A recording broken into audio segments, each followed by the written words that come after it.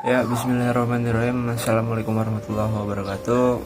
Perkenalkan, nama saya Sandi Maheswara dari Prodi Pendidikan Bahasa Inggris Pancasakti University Bekasi. Di sini saya akan menjawab soal-soal dari emotional intelligence. Oke, langsung aja. Yang pertama yaitu arti emotional intelligence. Arti emotional intelligence adalah kemampuan seseorang dalam menggunakan dan memahami emosi, baik emosi orang lain maupun emosi diri sendiri, dengan tujuan meningkatkan kesehatan fisik atau mental. Yang kedua yaitu tujuan mempelajari emotional intelligence. Tujuannya, dengan mempelajari emotional intelligence, kamu dapat mengetahui apa yang paling dibutuhkan oleh orang lain. Selain itu, dengan emotional intelligence, kamu bisa memiliki keseimbangan di dalam diri yang menjaga diri tetap stabil, membuat keputusan yang baik, berkomunikasi dengan efektif, dan memiliki kepemimpinan yang efektif atau yang bijaksana meskipun di bawah rasa stres. Oke, next, manfaat memiliki emotional intelligence. Manfaatnya yaitu dapat membantu meningkatkan kemampuan komunikasi, kemampuan menyelesaikan masalah, atau bisa dibilang problem solving, manajemen dan hubungan karyawan di tempat kerja maupun di lingkungan kampus dan masyarakat.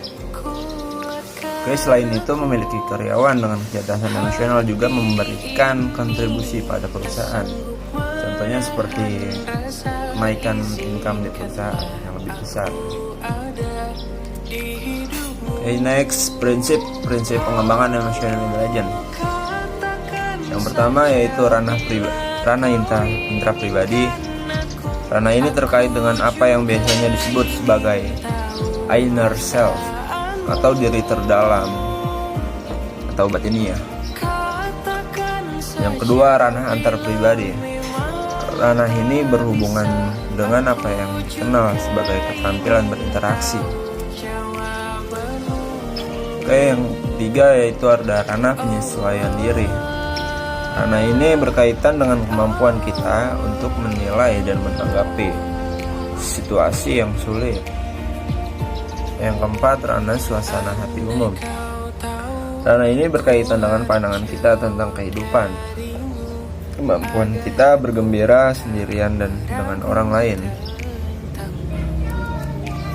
Oke, next, hambatan dan tantangan dalam memanajemen emotional intelligence. Tantangan dalam memanage atau mengelola emotional intelligence adalah dalam penerapannya atau dalam mempraktekannya, yaitu karena tidaklah mudah dalam menerapkan emotional intelligence. Emosi pada dasarnya apabila ada perubahan maka akan membantu menjadi fasilitas dalam membentuk beberapa rencana yang ada di masa depan.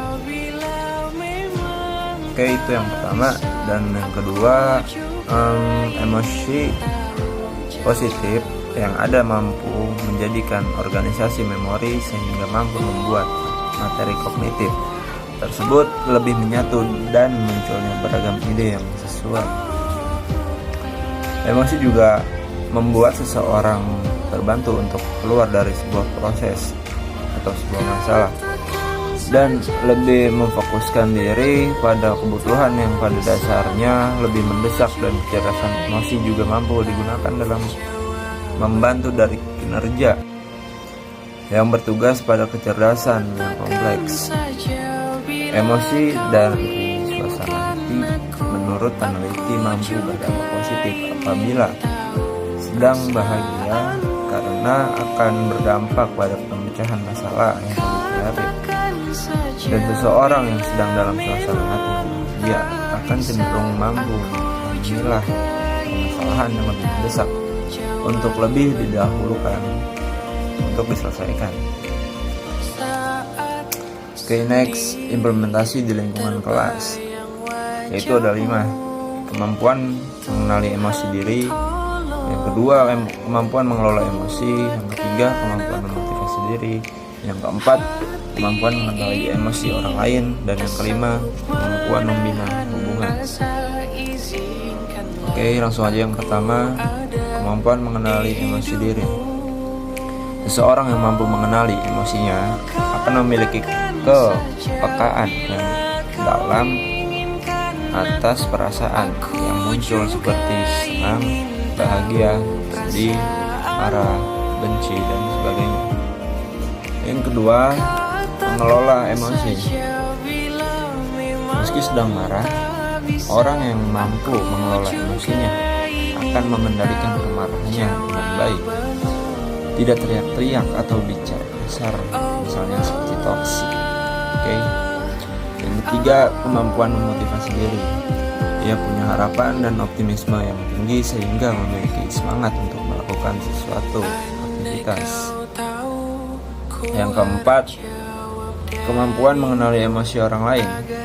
Kemampuan ini sering juga disebut sebagai kemampuan berempati. Orang yang memiliki empati cenderung disukai orang lain. Oke, next, implementasi di lingkungan kampus. Hampir sama dengan di lingkungan kelas, tetapi cakupannya ini lebih besar karena perbedaan pendapat antar satu sama lain pasti ada, karena dalam kampus setiap orang memiliki kepribadian yang berbeda. Dan di posisi ini, apabila emotional intelligence diterapkan, maka kemungkinan terjadinya perbedaan pendapat sangat minim. Sebagai contoh, misalkan seorang mahasiswa mengatakan ingin demo dengan kampus lain atau di kampus sendiri, dan beberapa dari mereka setuju, maka apabila ada beberapa mahasiswa yang menerapkan emotional intelligence, maka dapat mengarahkan dan memberi bimbingannya bahwasanya demo bukan cara yang tepat untuk menyelesaikan masalah, namun itu malah menimbulkan beberapa masalah lain. Implementasi di lingkungan kerja. Di lingkungan kerja sudah seharusnya emotional intelligence diterapkan, karena pikiran dan perkembangan harus sudah dimatangkan, tidak hanya memikirkan diri sendiri, tapi juga orang lain. Kenapa? Karena di lingkungan kerja itu sangat dibutuhkan pemikiran yang dewasa dan mampu memecahkan setiap permasalahan sendiri maupun orang lain. Untuk contoh, kita misalkan apabila seorang rekan kerja tidak sengaja menghapus file kerja atau menghilangkanlah file kerjanya yang sudah seharusnya kita kirimkan kepada atasan, tetapi karena ketidaksengajaan mungkin itu membuat hubungan kita antara rekan kerja menjadi buruk. Dan apabila emotional intelligence berhasil diterapkan, maka jalan keluar untuk permasalahan itu adalah bekerja sama menyelesaikan permasalahan tersebut. Next, implementasi di lingkungan masyarakat. Siapa orang yang sering kamu temui dalam kehidupan sehari-hari? Mungkin petugas di stasiun kereta, supir ojek online, supir busway, satpam, polisi, penjual makanan di dekat rumah. Dan bagaimana interaksimu terhadap mereka semua? Emotional intelligence ini akan membantumu untuk dapat memahami emosi yang mereka rasakan dan dapat meningkatkan kualitas hubunganmu dengan mereka.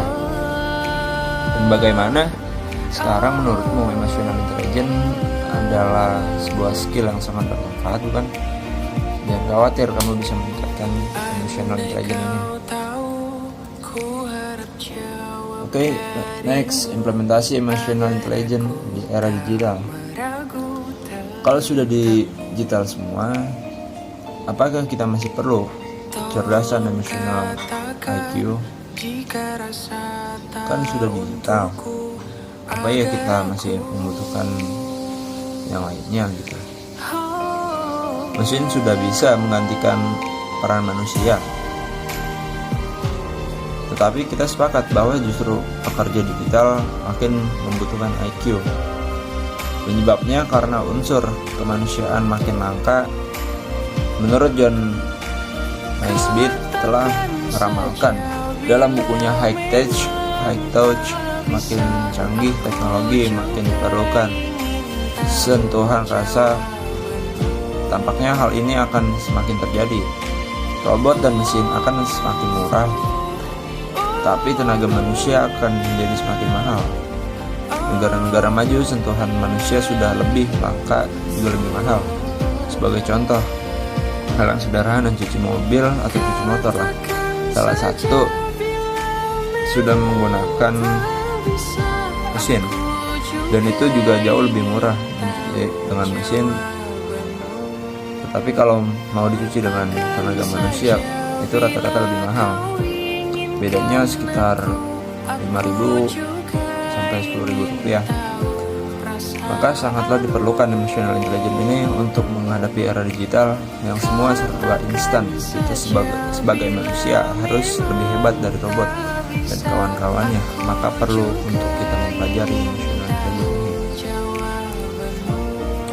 Okay, next, implementasi emotional intelligence di revolusi industri 4.0.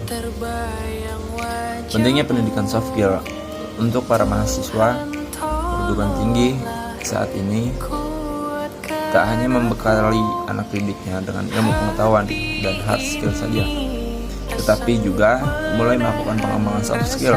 Salah satu lembaga pendidikan yang menerapkan pengembangan soft skill,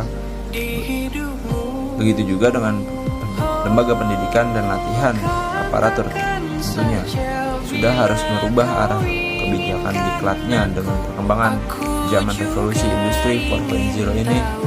Secara umum diketahui sebagai perubahan cara kerja yang menitik beratkan pada pengelolaan data, sistem kerja industri melalui kemajuan teknologi, komunikasi, dan peningkatan efisiensi kerja yang berkaitan dengan interaksi manusia.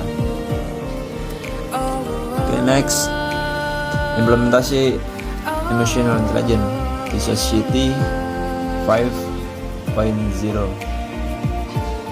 Dalam menghadapi era Society 5.0, dunia pendidikan berperan penting dalam meningkatkan kualitas SDM, sumber daya manusia. Selain pendidikan, beberapa elemen dan pemangku kepentingan seperti pemerintah, organisasi masyarakat atau ormas, dan seluruh masyarakat juga turut andil dalam menyambut era Society 5.0 mendatang. Untuk menghadapi era society ini, satuan pendidikan pun dibutuhkan adanya perubahan paradigma pendidikan, diantaranya pendidik meminimalkan peran sebagai learning material provider. Pendidik menjadi penginspirasi bagi tumbuhnya kreativitas peserta didik. Pendidik berperan sebagai fasilitator. Kemudian implementasi emotional intelligence di Society 5.0 ini adalah menambah soft skill dengan melihat lingkungan sekitar dan menggabungkan dengan emosional supaya tidak tertinggal dengan Society 5.0.